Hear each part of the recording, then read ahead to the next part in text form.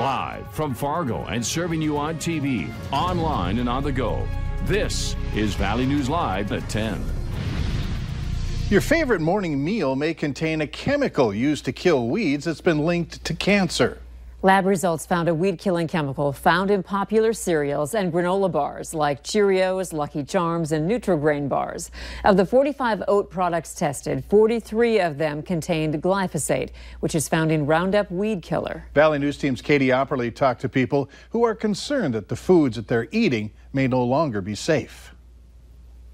Cereals, oatmeals, and granola can be found down the aisles of grocery stores across the United States. Residents we spoke with say they often start their day with these popular breakfast foods. Granola bars are extremely good. You can have them on the go. They're good for energy. But the Environmental Working Group released a report saying they found the chemical glyphosate in a number of these products. This chemical is the active ingredient in Monsanto's Roundup weed killer. Name brands like Cheerios, Nature Valley, Quaker, and Kellogg's all tested for traces of glyphosate. People are showing concern. You don't want to ever put anything harmful in your body. I mean, that's why you don't want to do drugs or anything. So having anything that's a chemical meant to damage other things, I wouldn't want that in my body because it's probably not healthy. The Environmental Working Group said 31 of the 45 samples tested had higher levels than what is considered protective of children's health.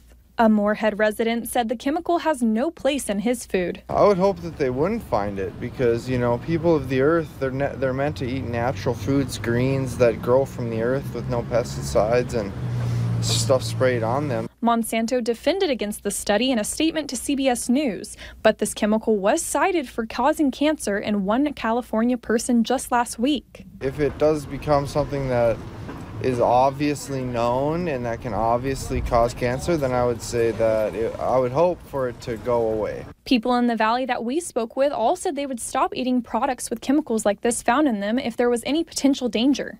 In Fargo, Katie Opperly, Valley News Live. Stores like Walmart and Target still have products found on this list on their shelves. They are unable to say if or when they would be removed. For a list of the foods tested in the study, go to our website, valleynewslive.com, and click on this story. A Minnesota family sickened by eating pasta salad contaminated with salmonella is suing the Iowa-based grocery store chain that distributed the food.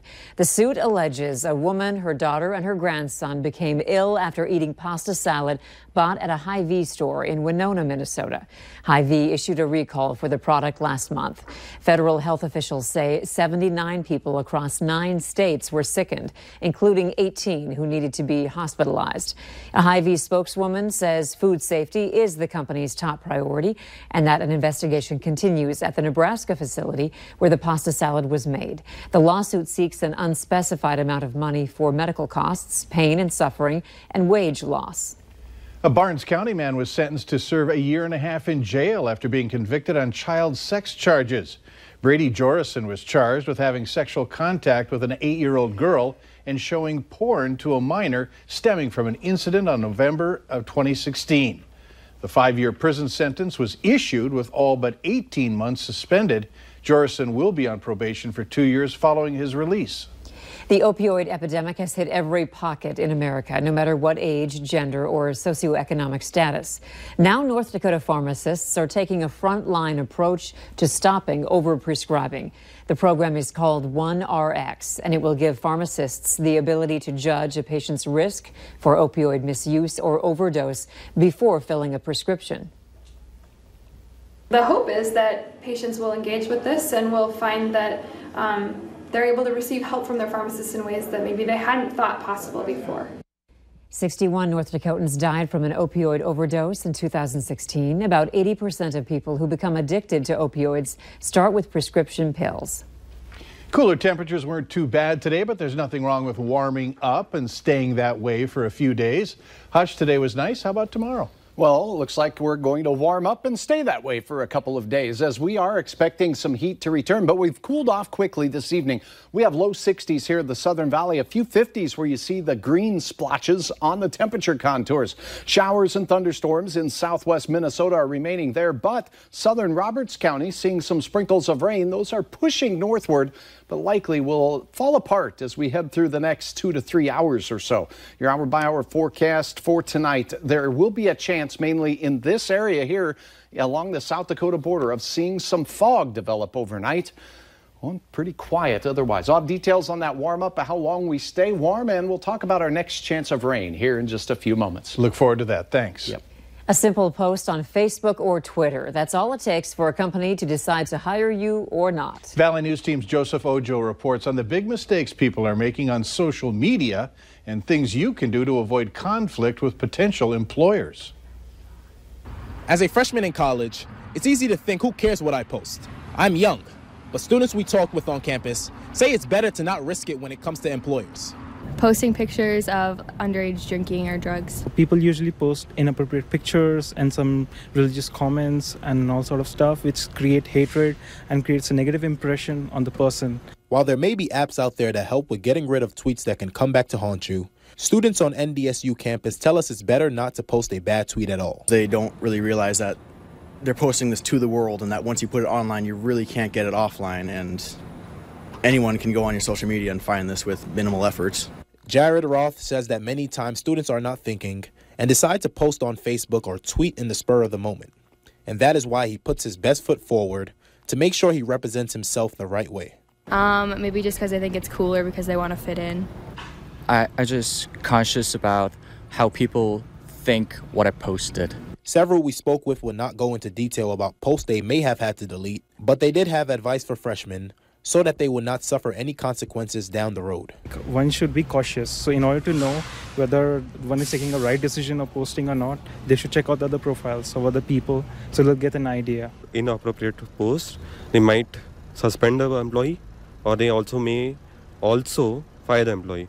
Another point mentioned to consider before you post is to look at the job you want and to ask yourself, would I be crossing the line with my post and harming my future company? Well, I think it really depends on what level of job that you're getting, but if you're getting a high-grade professional job, then they're going to make sure that you know who you are truly, so they're going to do their homework on you. In Fargo, Joseph Ojo, Valley News Live. And parents we spoke with say that it is important to be active in your child's life even through college, adding that you always monitor what they post and you ask questions if you feel like you see something questionable online. Some college students in North Dakota gave special gifts to a group of children with special needs, and it was a present that put smiles on the kids' faces. Physical therapy and engineering students at the University of Mary in Bismarck built and presented each child with a specially fitted motorized car as a new tool for their parents. The gift was made possible thanks to the community and the university. Our hope is that it provides them with one more tool that allows their child to have some independence with exploring their environment. Organizers say they hope to see the project grow through continued community support. You can now register for the second annual Integrity 5K benefit. It's slated for Saturday, September 8th, starting at 8 in the morning. Registration for adults is $20 and the kids' half-mile run is $10. Proceeds will go toward the United Way of Cass Clay. That helps the community by reducing hunger and homelessness, preparing children to succeed, and lifting people out of poverty. You can find a link to the registration by clicking on this story on our website, valleynewslive.com. Police are investigating how 40 or more people could overdose in 24 hours in Connecticut. The connection officers are looking into later on Valley News Live at 10. Up next, navigating her pregnancy at the 5-month mark. We follow one of our own as she learns why in-depth ultrasounds are common for some mothers to be.